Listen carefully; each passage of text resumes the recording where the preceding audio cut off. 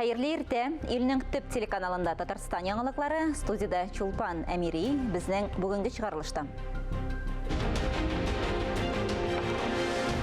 Барысы да җиңү өчен. Азнакайдан шундый шигар астында махсус хәрби операция зонасына гуманитар ярдәм 3нче тапкыр җибәрелә. Мәктәп, гимназия укучылары каникулда. Димәк, балалар өчен файдалы чаралар уздыру вакыт. Татар балалар лидер мәктәбеннән безнең махсус репортаж. Камал театры җин сызганып премьерага әзерләнә. Мәхмүд Галәү романнары буенча сәхнәләштерелгән «Булганчык еллар» мөхаҗирләр спектакле әдәбият, сәнгать әһелләре журналистларга тәкъдим ителде.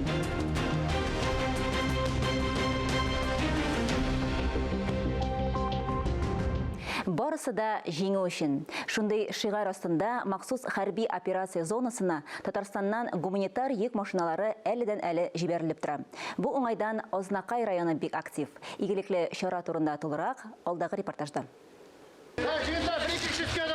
Азнакайдан гуманитар ярдәм 3нче тапкыр җибәрелә. Тамчыдан күл җыела дигәндәй әйбер шактый тупланган. Якынча 20 тонна. Безнең район халкы киң күңеллелеге һәм олы йөрәкле булуы белән аерылып тора. Килеп туган хәлдә дә битараф калмады ди җитәкче.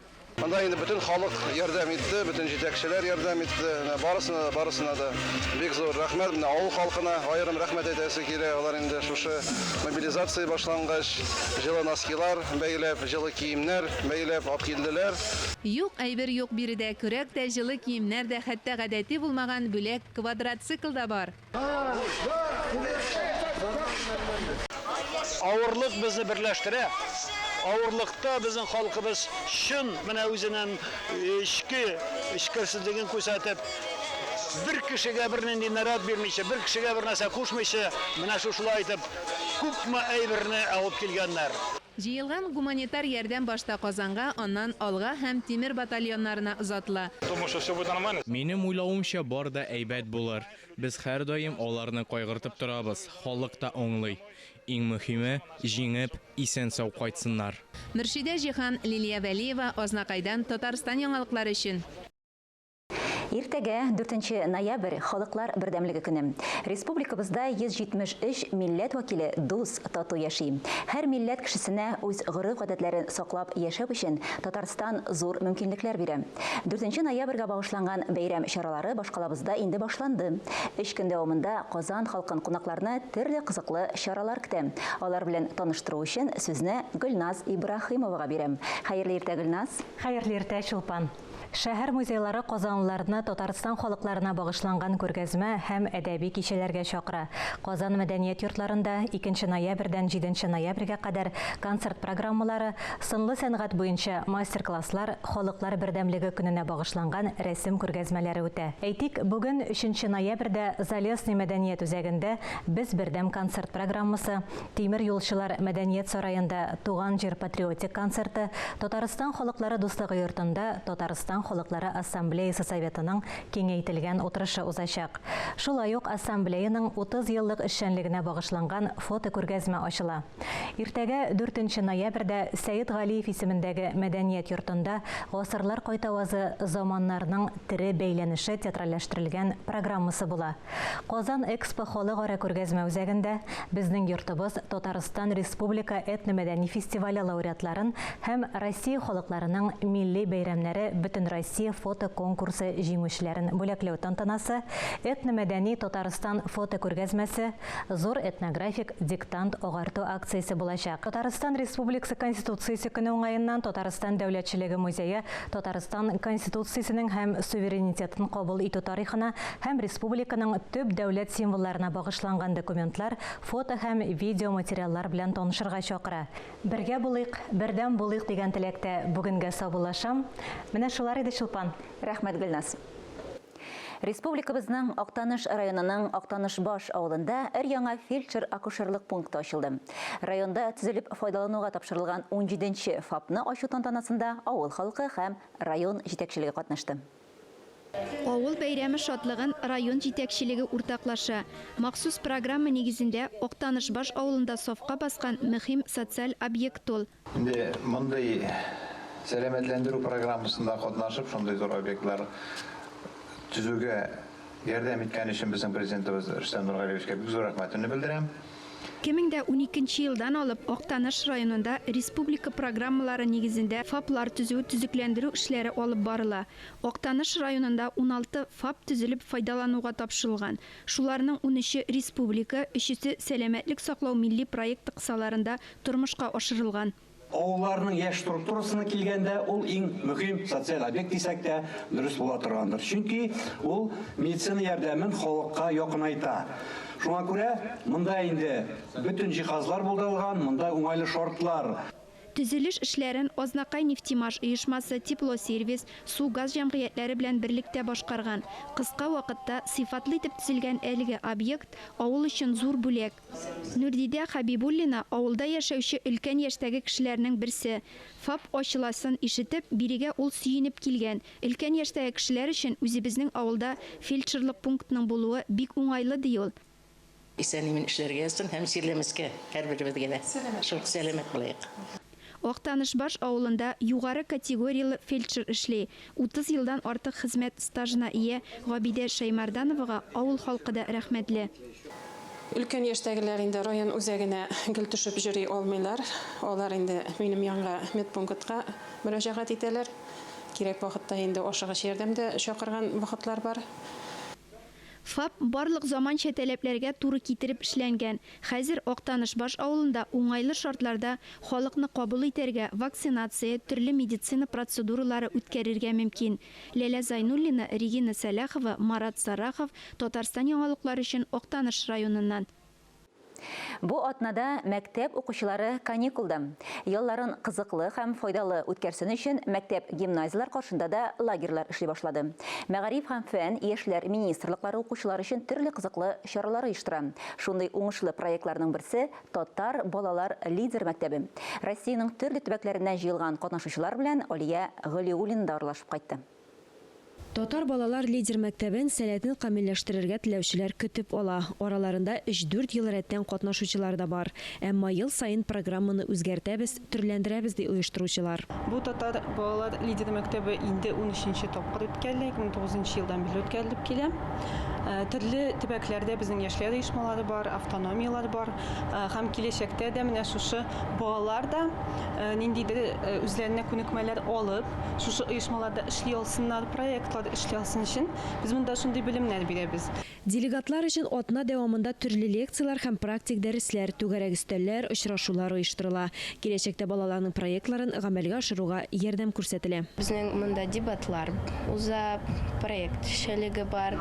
Чараның максатлары яшьләр оешмаларында һәм берләшмәләрендәге актив татар балаларын барлау. Татарлар күпләп яши торган төбәкләрдә татар балалары белән эшләү өчен аерым үзәкләштерелгән тармак булдыру. Алия Галиуллина, Иван Худяков, Татарстан яңалыклары.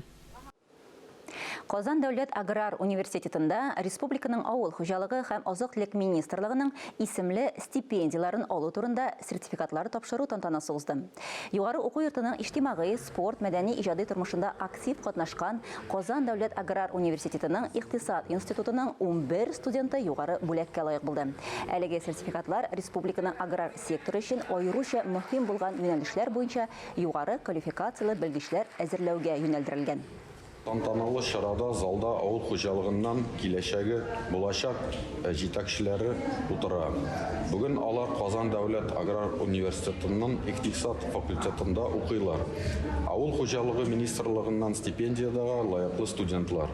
Әлеге стипендияны төп бурычы ул да булса авыл хуҗалыгыннан бары тик фән белән үстереп зур дәрәҗәләргә җиткерү. Зәй районы югары Лыжы авылында 100-гә якын хуҗалык бар. Шуның 20-се, 30-ы вакытлы матбугат алдыра. Хатлар, газета, журналлар, пенсия тарату һәммәсе дә почта хезмәткәрләренең кулы аша уза. Биредә хат ташучы Илшат Җәләевне да авыл халкы туганы кебек каршы ала. Илшат Җәләевнең көне Бигеш авылындагы төп почта бүлекчәсендә газета, журналлар кабул итүдән башлана. Атнаның 3 көнендә Илшат абый аларны 10 чакрым ераклыкта урнашкан югары Лаҗы авылына үз машинасында алып кайта. Хат ташучы булып эшли башлаган шул Зәй районы мәхәлләсендә мулла булып хезмәт куйган. Туган авылына кайтып төпләнгәннән соң елдан артык шушы җирлектә хат ташучы булып эшли. Хәзер вакытта хатын-кыз эшли торган, күбрәк хатын-кызлар. Ләкин инде хатын-кызга дагы жеңіл түгелер деп ойлаймын, анда сумка көтеріп берулері. Яңгыр, қар, буран дейіп тұрмай, күтіп алған басмаларыны вақытында әбунәшеге тарата. Илшат Жәләевнең бурычы газета журнал таратуына түгел. Бигеш почта бүлегенең җитәкчесе юк. Шуңа күрә хәзер әлеге җирлеккә караган авыллардан хат ташучылар, газета журналлар, коммуналь хезмәтләр өчен квитанциялар, пенсия тарату белән мәшгуль. Бу хезмәтнең бер авырлыгын да күрмим. Киресенчә, горурланып башкарам ди хат ташучы Илшат Жәләев. Эльза Ахмәтҗанова, Әдилә Борханова, Александр Тимофеев, Денис Ипатов, Татарстан яңалыклары, Зәй районы. Камал театрында күренекле татар язучысы Мәхмүд Галәү романнары буенча сәхнәләштерелгән «Булганчык еллар» мөхаҗирләр спектаклен әдәбият, сәнгать әһелләренә, журналистларга тәкъдим иттеләр. Казан тамашачысы премьераны 4, 5, 6 ноябрь көннәрендә карый алачак. Премьера белән беренчеләрдән булып Искәндәр Гыймалдинов та танышып кайтты. Мәхмүд Галәүнең төп әсәре «Канлы тамгалар» дип аталган 4 кисәктән торырга тиешле эпопея. Спектакльдә Камал театрының барлык актерлык составы диярлек, шулай ук Казан театр училищесының 2нче курс укучылары да катнаша. Безнең театрда барыбер шундый күләмле зур спектакльләр сирәк чыга. Менә бар Зәңгәршәл, бар безнең Миркәй Айслу. Монда чөнки бөтен труппа диярлек катнаша, бөтен Галәскәр Камал театрының труппасы катнаша диярлек була. Яшьләр дә бар. Бигрәк тә менә минемчә яшьләр белән танышу булачак. Әсәрнең беренче кисәге «Ил тыныч чакта» дип исемләнгән. Хәзер ул «Булганчык еллар» дип атала. Әсәрдә 1877 елгы ачлыкка бәйләнешле вакыйгалар сурәтләнә. Икенчесенең исеме «Ил өрекендә». Биредә 1897 елда Россиядә халык санын алуга мөнәсәбәтле хәлләр гәүдәләндерелә.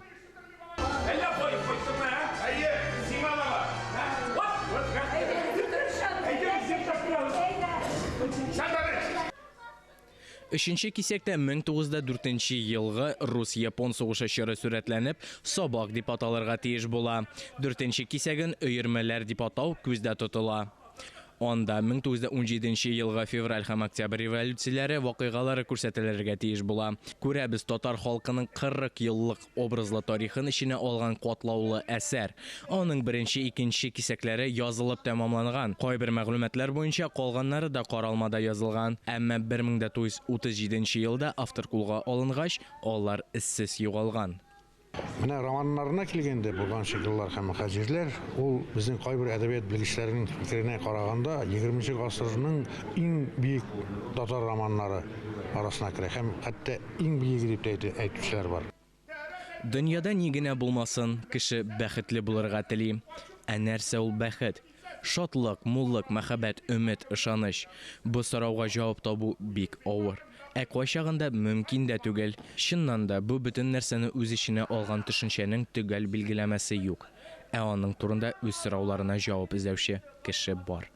Искәндәр Гыймалдинов, Иван Худиков, Татарстан яңалыклары. Рауза мәчетендә белем бирү курслары башланды. Бу турыда тулырак берничә минуттан соң сөйләп үтәрбез, бездән аерылмагыз.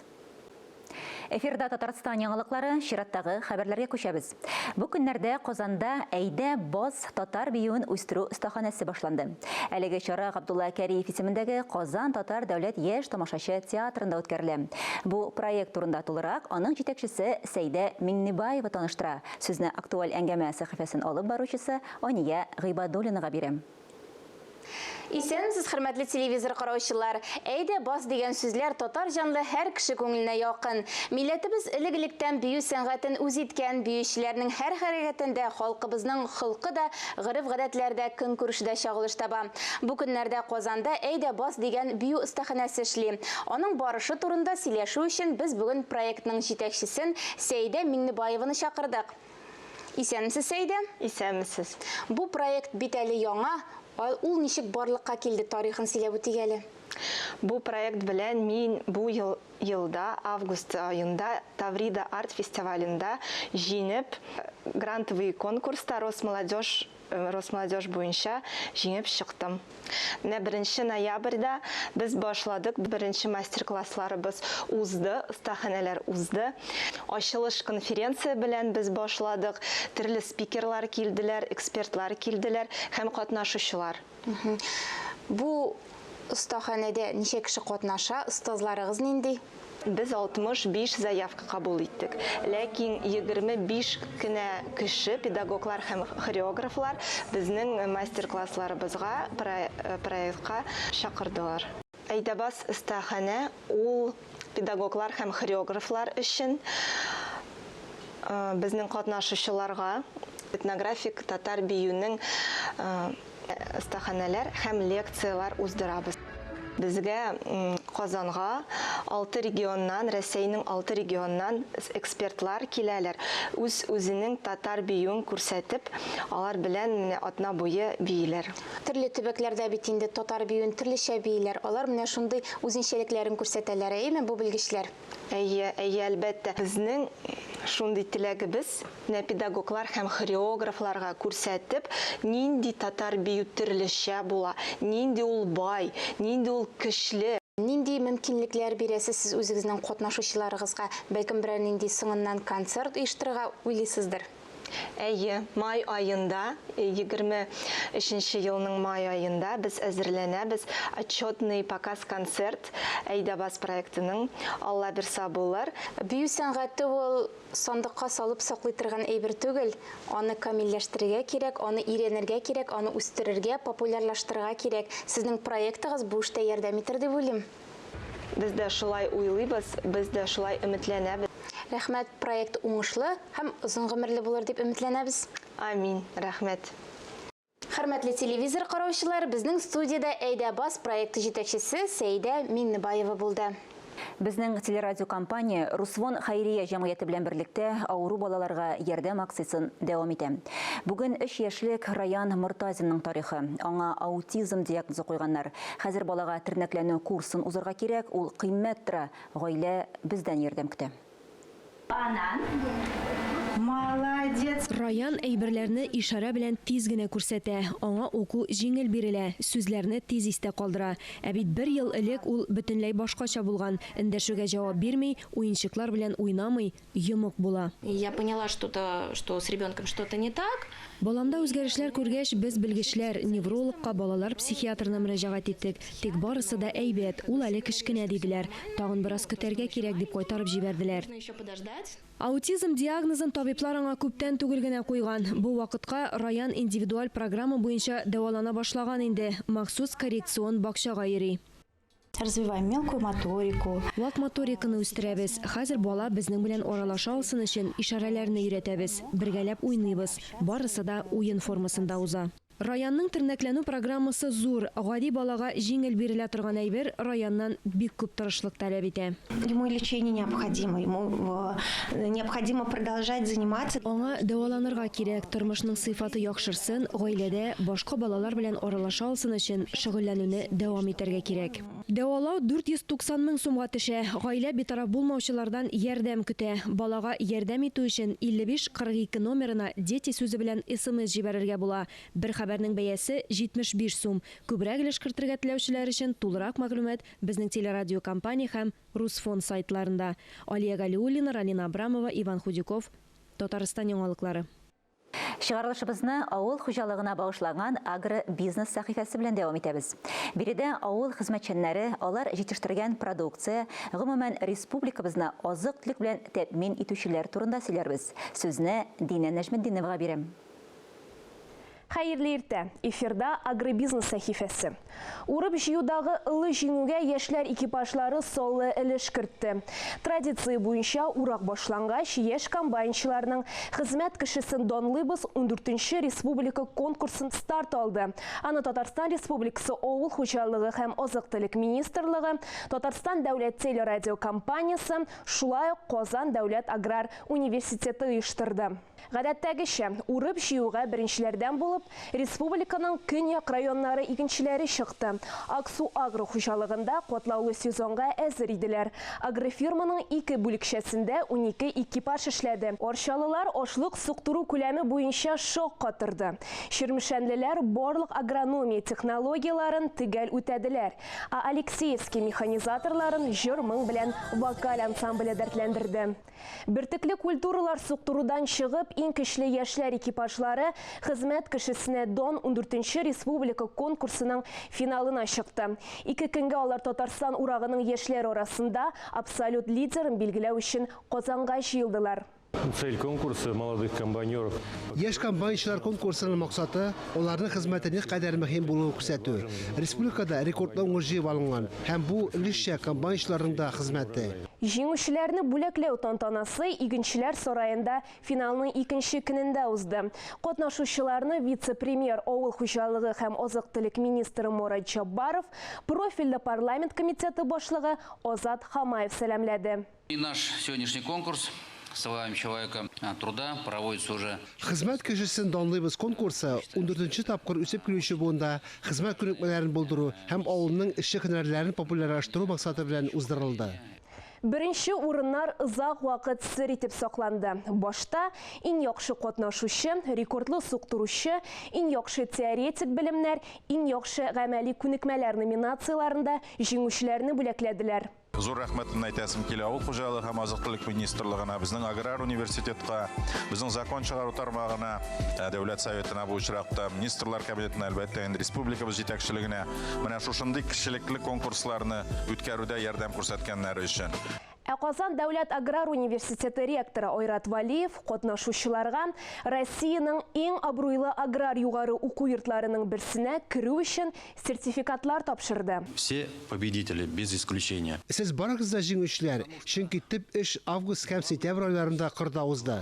Җиңүчеләрне игълан итүнең иң мавыктыргыч минутлары җитте. Пьедесталның 3нче баскычы Бөгелмә районыннан Северная Нива хуҗалыгының яшь механизаторы Илья Тетиковка бирелде. 2нче урында Мөслим районыннан Август Мөслим хуҗалык комбайнчысы Фаил Гыйзетдинов һәм Зәй районының Зәй агрофирмасыннан Рөстәм Мөхәммәддинов абсолют лидер булды. Не передать словами. Үз җиңүем белән бик горурланам. Урып җыю эшләре буенча да рекорд куйдык. Үз эшем белән бик канәгать. Татарстанда урып җыю нәтиҗәләре буенча яшьләр иң яхшылар арасында булды.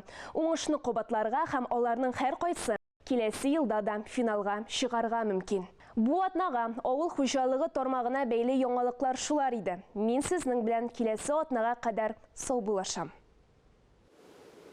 Күптән түгел Казанның Совет районында ачылган Рауза мәчете белем бирү курсларын эшләтеп җибәрде. Программа ислам нигезләренә багышланган. Бирегә өлкәннәрне дә, балаларны да чакыралар. Шулай ук мәчеттә рухи мәсьәләләр буенча консультациялар уздырыла, гаилә проблемаларын хәл итүдә дә ярдәм итәргә әзерләр. Исегезгә төшерәбез, Сеченов урамында урнашкан Рауза мәчете сентябрь ахырында ачылган иде. Хөрмәтле телевизор караучылар, бу атнага яңалыклар чыгарылышы тамам. Иртәгә 4 ноябрь халыклар бердәмлеге көне. Бу бәйрәм тынычлык, иминлек, бәйсезлек өчен бердәмлек символын чагылдыра. Барыгызга да сәламәтлек, гаилә иминлеге, тынычлык теләп, мин Чулпан Амири бүгенгә сезнең белән сау булашам. Сау булыгыз.